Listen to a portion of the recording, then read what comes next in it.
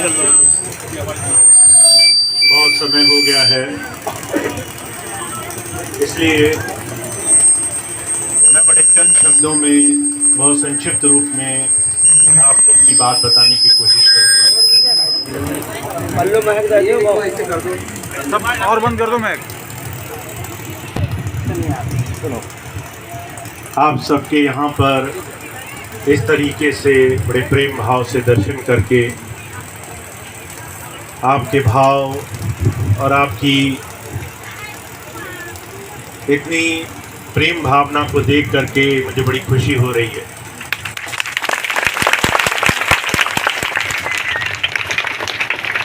दस वर्ष बाद आज मैं यहाँ पर आप सबको मिल पा रहा हूँ, तो उसका कहीं ना कहीं श्रेय उस परमात्मा की उस धारा को है और आप सबको भी है। आप में से जो भी लोग मुझसे जुड़े रहे हैं पिछले 1 साल से, जब मैं हिंदुस्तान में नहीं था,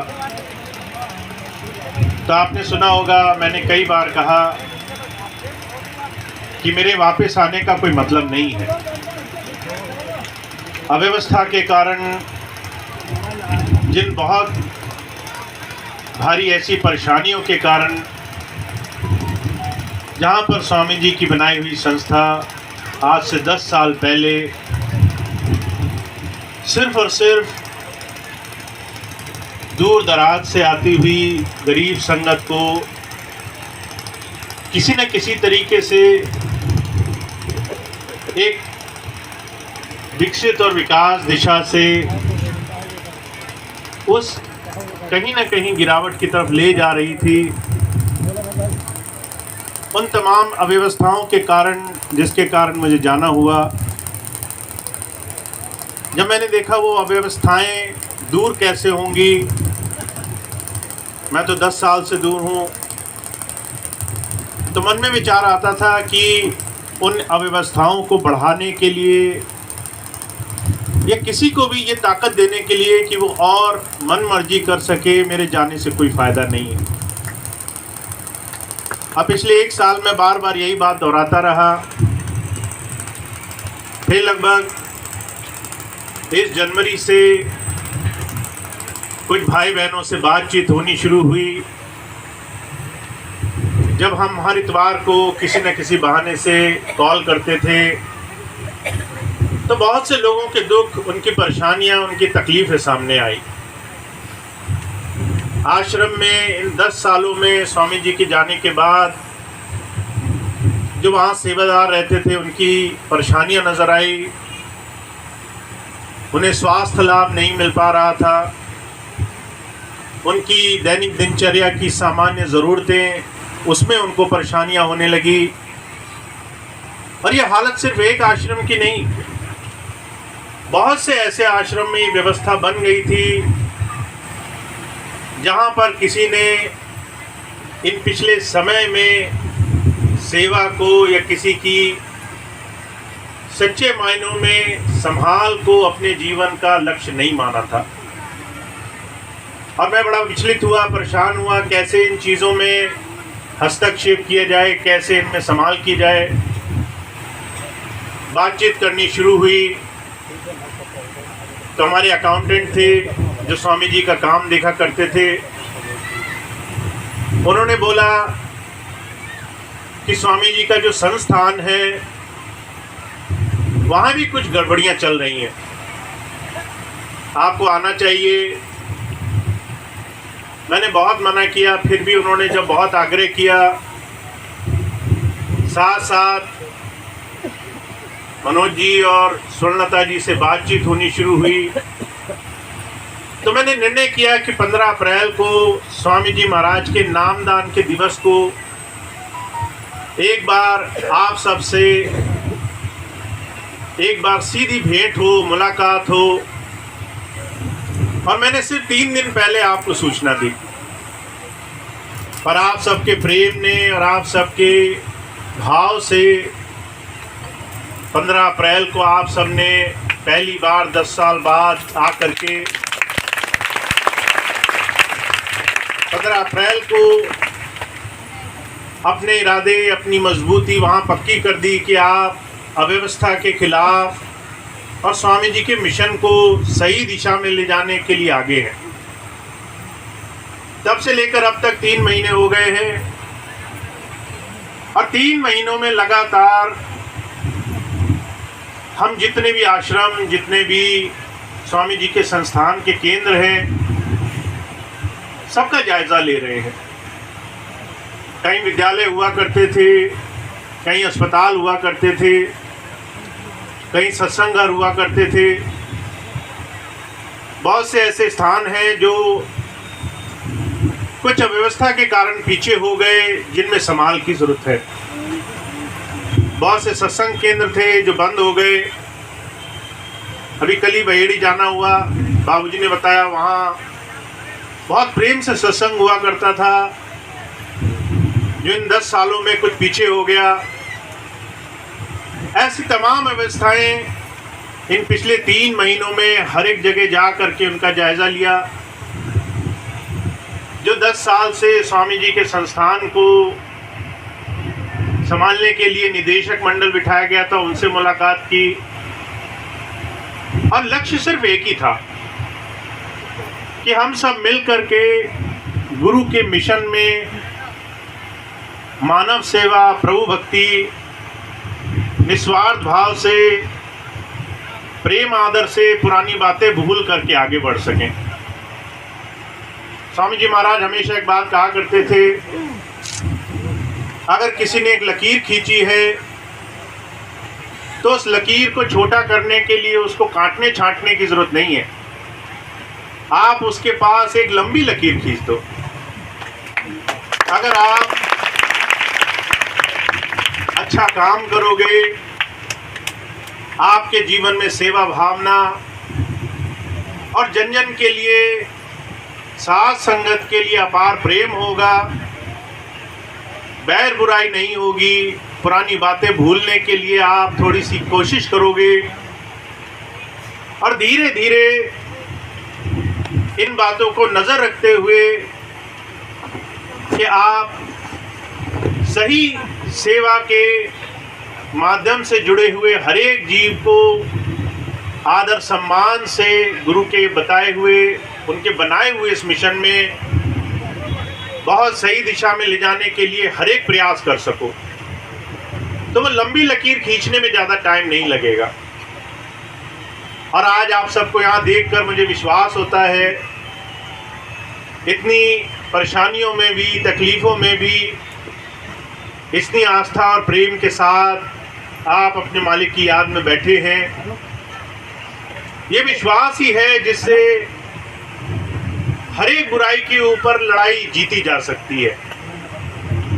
ये विश्वास ही है जिससे हर एक गलत दिशा में जाने वाले किसी भी मनमुखी को हम लोग प्रेम से और सेवा की भावना से सही रास्ता दिखा सकते हैं।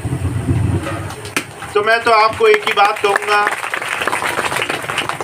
अभी हम सब की गुरु के प्रेम में, गुरु के बताए हुए सेवा के इस मार्ग में ये लड़ाई अभी चल रही है और ये शायद तब तक चलती रहेगी जब तक हर एक विरोधी अपनी भाषा छोड़ करके गुरु की याद और गुरु की प्रेम की भाषा न बोलने लग जाए।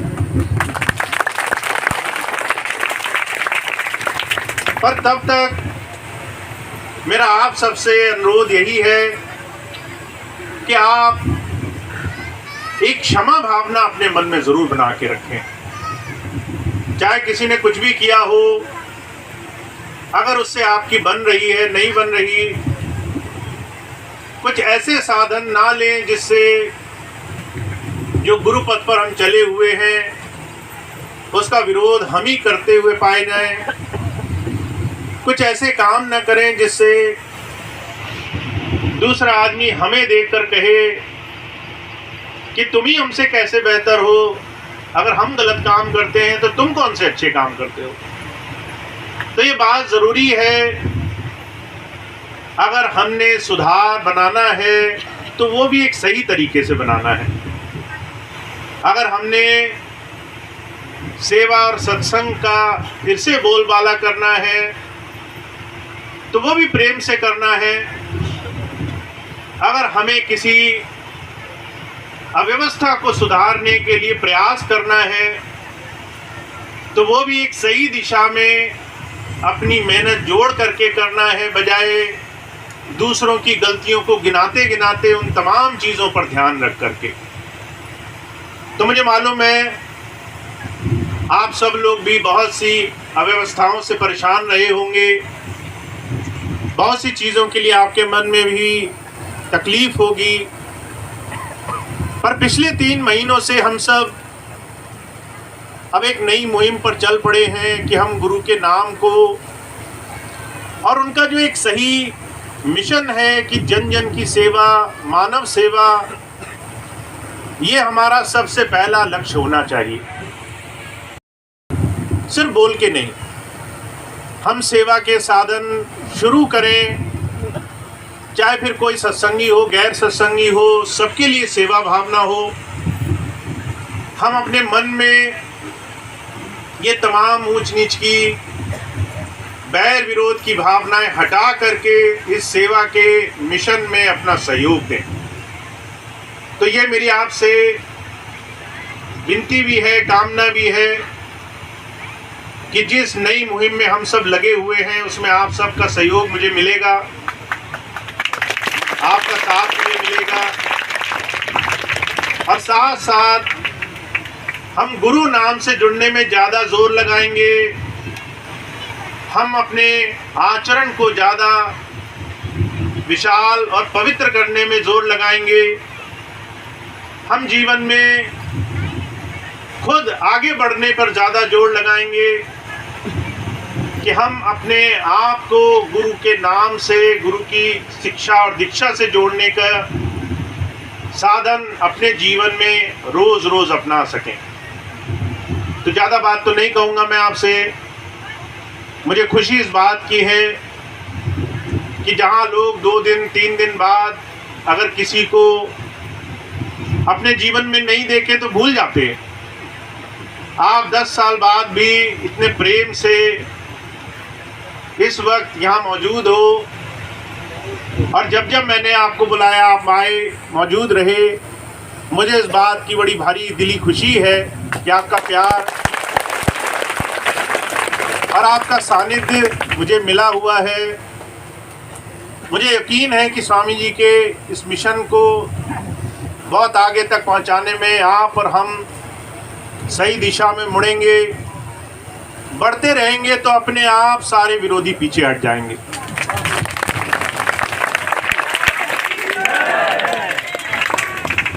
तो आज का ये सत्संग आप सबको बहुत बहुत मुबारक हो। आप सभी भाई बहन यहाँ जो उपस्थित हैं, मुझे पूरा यकीन है हर एक सत्संगी के दिल में स्वामी जी विराजमान है, गुरु विराजमान है। और जो अगर गुरु पथ पर चलेगा तो उसके जीवन के सारे काम, चाहे वो कहीं भी हो, इतनी सहजता से बनेंगे कि आप भी आश्चर्य करोगे कि इतना सहज जीवन मैंने नहीं सोचा।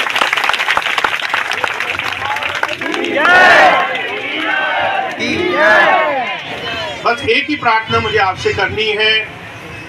जैसा मैंने अभी कहा, लड़ाई लंबी है, धीरे धीरे चलेंगे। किसी को हटाने या किसी को किसी तरीके से विरोध दिखाने की हमें बिल्कुल ज़रूरत नहीं है। हम गुरु प्रेम से लगेंगे, अपने आप सारे काम आसानी से हमारे हो जाएंगे। तो आज बस इतनी बात मैं आपसे कहूँगा कि गुरु प्रेम से, गुरु की याद से हमें जुड़ना है, गुरु की बात का भरोसा हमें रखना है। गुरु हमारे अंग संग है और वो हमारे हर एक काम में सहजता बना के रखेगा। अब इसके बाद एक छोटी सी सूचना जो मैं बहुत दिनों से दे रहा हूँ। हम लोग पिछले 3 महीने से प्रयास कर रहे हैं, जहाँ संभव हो वहाँ जा करके साथ संगत के दर्शन हो, और ये मुहिम पहले संडीला के आसपास के क्षेत्रों से शुरू हुई, फिर बरेली, पीलीभीत, अब धीरे धीरे ये शामली और उससे आगे तक जानी है। ये मुहिम पूरी चलेगी, जहाँ जहाँ तक स्वामी जी ने सत्संग किए थे वहाँ तक हम जा सकें। तो जो भी इस दौरान सत्संग हुए, आप सबसे मिलना हुआ, वो चीज़ आगे बनी रहे, चाहे कम या ज़्यादा, उसका प्रयास जारी रहेगा। इस दौरान एक बात बहुत से लोग कहा करते थे, आज भी बहुत से लोग इस बात पर जोर देते हैं कि भैया जी बहुत कम समय के लिए आए हैं, उसके बाद वो वापस चले जाएंगे। और मैंने आपको आश्वासन दिया था कि अगर मैं 10 साल नहीं आया तो वापस नहीं आता, अगर मुझे वापस जाना ही होता तो।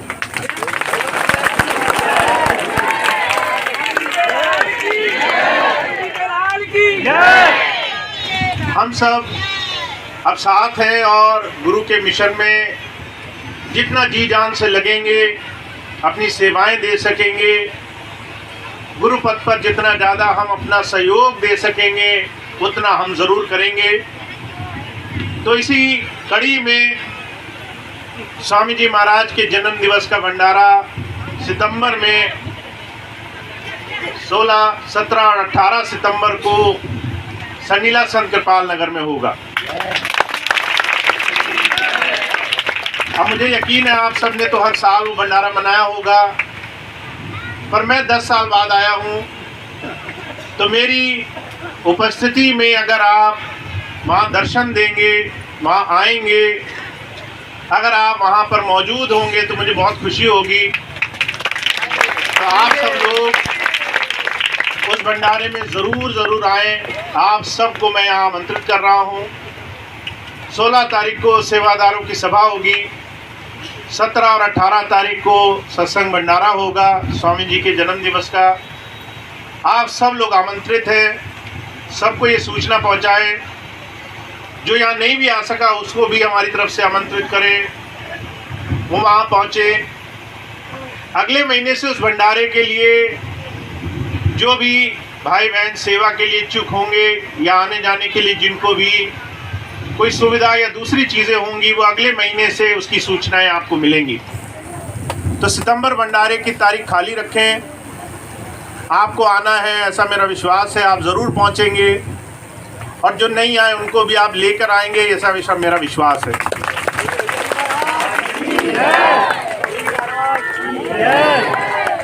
तो आज के इस सत्संग के लिए, आपको इस समागम के लिए, इस दर्शन के लिए आपको एक बार फिर से बहुत बहुत मेरी दिली शुभकामनाएं हैं। अब इसके बाद आप ये सत्संग प्रोग्राम जब समाप्त होगा तो लंगर की और से यह प्रसाद की व्यवस्था होगी। उससे पहले कुछ सत्संग की सूचनाएं हैं जो आसपास लगे हुए हैं, वो सूचनाएं दी जाएंगी, प्रार्थना होगी। तो ये पूरा कार्यक्रम होने तक थोड़ी देर और बैठे रहेंगे, उसके बाद सभी भाई बहन मिल पाएंगे, तो सारी सूचनाएं सुनेंगे, प्रार्थना के बाद ही उठेंगे।